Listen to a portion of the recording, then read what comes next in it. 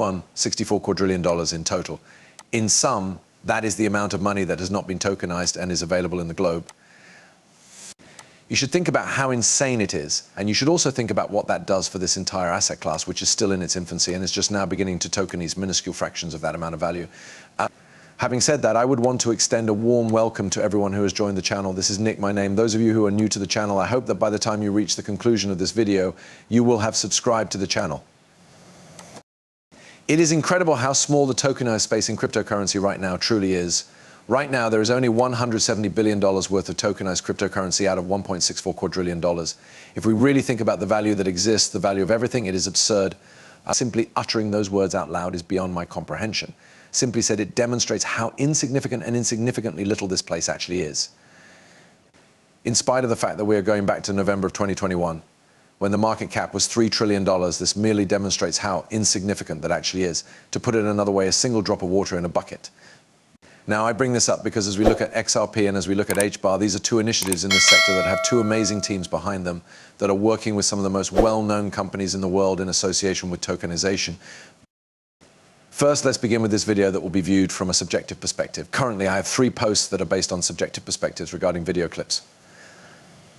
I would want to play these posts in this video since they are essential for comprehending the magnitude of the network impact, if you will, that the tokenized space would have in the cryptocurrency industry. Mainly due to the fact that you need to keep in mind that bridges are being constructed left and right from certain names that are connected to some of the most powerful players in the industry. We are going to get into that topic in great detail, but before we do so, let's begin with this video, which is based on subjective perspectives, provides commentary on the present environment of the demand for tokenized real estate. It is important to note that real estate is a worldwide asset class that is worth $380 trillion among authorized investors. Make sure you bear in mind that Ripple is one of the custodians that Onero employs while you're watching this. Take a look at this. You have 10 seconds. Provide us with a pitch. A report on the demand side has just been published by Ernst Young. The report examines high net worth individuals, family offices and fund managers and asks them whether they would be interested in investing in digital assets this year and the following year. Almost all of them have stated that they are. And then they inquired, what is it that you would like to put your money into? In addition, they mentioned private equity and real estate deals. Business now is the future. Real estate is here, and it is going to be the tokenized asset class that is going to be the most significant by a significant margin. You have 10 seconds. Here it is for all of you to know. In addition to this, Honor.io facilitates interoperability between various blockchain networks, which in turn makes it possible for assets to be transferred and interactions to take place without any interruptions. Additionally, Ripple, Medeco, and Fireblocks are utilized for the purpose of custody. We are going to get all the way into this topic now. In total, it lasts for 1 minute and 9 seconds. On the other hand, I would like to dissect this information in its entirety and truly bring all of the linkages back to Onero with Ripple and Hedera. It is going to be very, very interesting to kind of see how all of this is not only increasing, but becoming this network effect of tremendous amounts of value and growth around tokenized assets. This is going to be a particularly interesting phenomenon. But the headwind or the issue that we are currently working with to conquer is actually where there is the headwind or the challenge today, there is a supply of high quality assets available, and there is also demand for them from the wealthy people of the world. Both of these possibilities exist.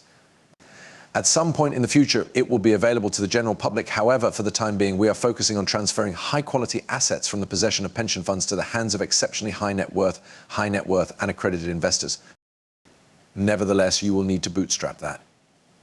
Investors will be interested in your high-quality assets as soon as you have them in your possession. In spite of the fact that you have pools of investors who are interested in the assets, you are required to bring them together. Getting up and running with the first pools of very high quality assets that those with high net worth want access to, and being able to distribute those assets to some of the largest wealth managers, multifamily offices, and other entities is something that a lot of companies and institutions in this area are currently in the process of doing this year. Following the completion of this step, the assets that are being dispersed there attract a greater number of investors, and the investors who are present attract further assets. After that, we observe that tipping point, and after that, you add to that network, and after that, you begin to observe all of this evolving into an electronic format. Furthermore, what he described there is an example of a network effect, or if you prefer, a domino impact. As time goes on, you are going to observe a significant increase in the amount of funds and users that are coming in. What I'm trying to say is that this is going to be quite fascinating. As soon as we begin to see everything coming together in its entirety. Remember that Onero does have links back to Ripple Medical, but they also have a tie back to Adara back in April when they did declare that our chicks with Hedera were tokenizing a money market fund through BlackRock, really. This is something that you should keep in mind. Moreover, Onero was connected to this. As a matter of fact, Onero was a significant component of this riddle. Furthermore, it is really intriguing because despite the fact that this announcement did in fact produce a great deal of drama and other similar things, it did cause a great deal of drama. As far as Onera is concerned, the most important point is that they were planning to use their peer-to-peer P2P financial network to distribute tokenized shares in money market funds and to assist in the facilitation of their first deal on Hedera that was worth several millions of dollars. Onera constitutes a significant portion of the tokenized economy as a whole. If we take a closer look at this statement made by the Chief Executive Officer and co-founder of Onera, we can see that by utilizing a straightforward Onera buy-side router, suitable banks of all sizes, wealth managers, asset managers, broker-dealers, registered investment advisors, and exchanges are able to route transactions to the tokenized money market funds that Archix provides. This represents yet more step towards the realization of the vision that Archix and we both have. This is going to be an institutional network effect, which means that it will involve other partners throughout the ecosystem of a global institutional tokenized assets ecosystem that has market-wide access, distribution, and liquidity. This is a really significant matter. In the process of being created is the market side of things. I'm sure that Brad Garlinghouse was the source of that quote, and I will not forget it. It is possible that David Schwartz was the source of the information regarding tokenization. According to what they mentioned, having items tokenized on the chain is pretty straightforward, but before you can do that, you need an underlying market. It is necessary to have a market maker in this area. In this context, Onera is a significant player. Additionally, Onera is providing custody services with Ripple, which is also known as Medeco, in addition to Fireblocks. Fireblocks is one of the most significant companies in the business of institutional custody in the industry. One can plainly see the way forward being paved at this location. In addition to all of this, we also have Ripple, Medeco, Archix, Hedera, and Aberdeen here.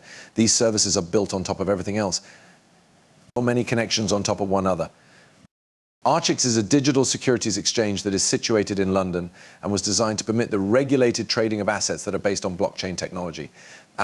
The head of market development mentioned in the film that they are utilizing Medeco, which is Ripple's recently acquired company for segregated security solutions, also known as custody. You can hear this information being mentioned.